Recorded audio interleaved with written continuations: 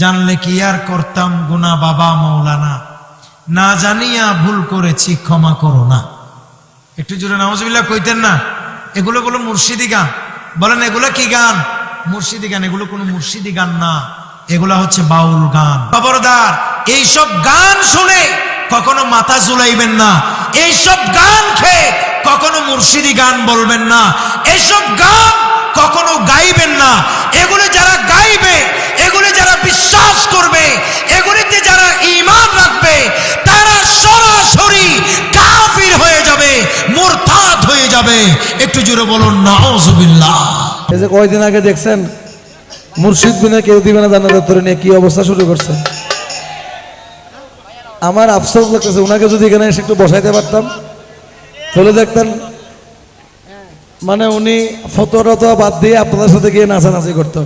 আমি জানলে কি আর করতাম গুনাহ বাবা মৌলানা, না জানিয়া ভুল করেছি ক্ষমা করো না।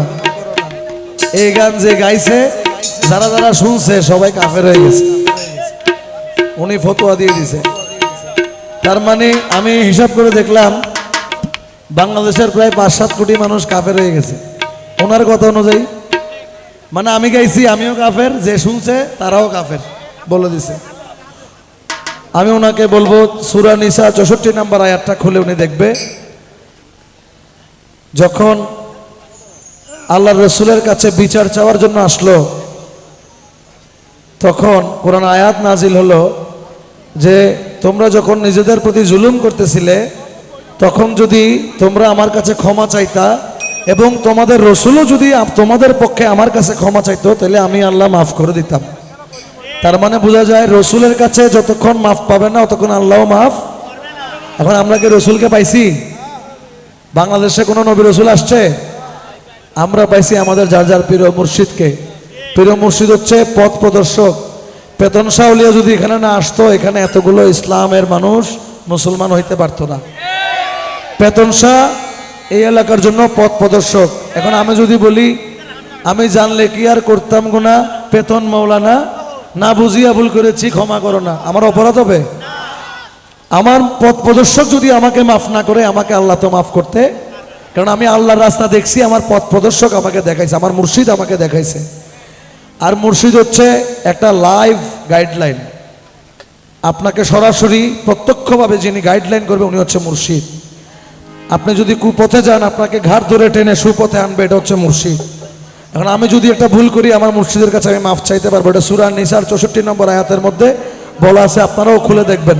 আপনারাও বলেন আমি জানলে কি আর বাবা না জানিয়া ভুল করেছি ক্ষমা করো। আমি জানলে কি আর করতাম গুনাহ বাবা মৌলানা, আমি না জানিয়া ভুল করেছি ক্ষমা করো না। আওলাদে রাসূল তুমি রহমতের খনি, হযরত কিবলা রহমান মওলার নয়নের মনি। ও তুমি আওলাদে রাসূল বাবা রহমতের খনি, আমার হযরত কিবলা রহমান মওলার নয়নের মনি। বড় আশা নিয়ে কান্দি তোমার শ্রীচরণ ধরি, বড় আশা নিয়ে কান্দি তোমার শ্রীচরণ ধরি। আমার ভব সিন্ধু পার করাবে বাবা ভান্ডারি, আমার ভব সিন্ধু পার করাবে বাবা ভান্ডারি। ইয়া গাউসুল আযম ভান্ডারি, রহমান মওলা বাবা ভান্ডারি। ইয়া গাউসুল আযম ভান্ডারি, মওলায়ে রহমান বাবা ভান্ডারি।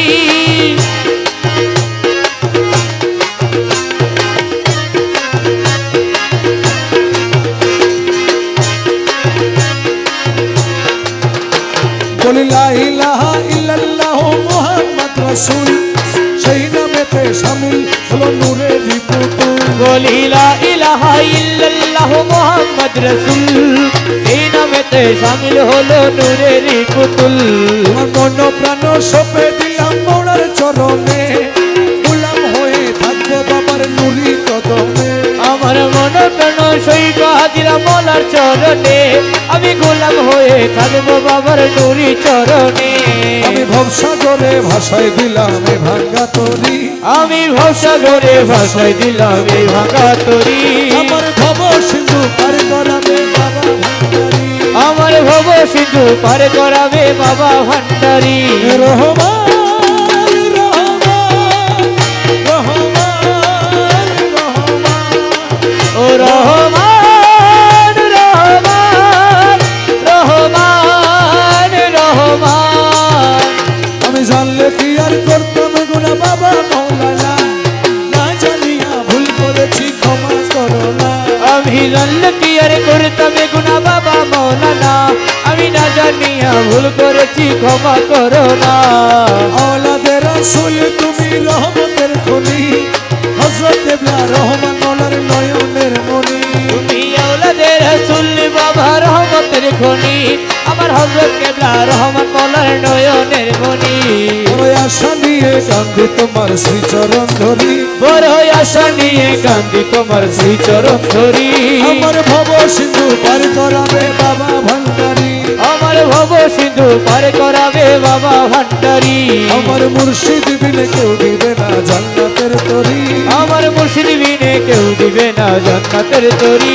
আমার ভব সিন্ধু পার করাবে বাবা ভান্ডারি আমার ভব সিন্ধু পার করাবে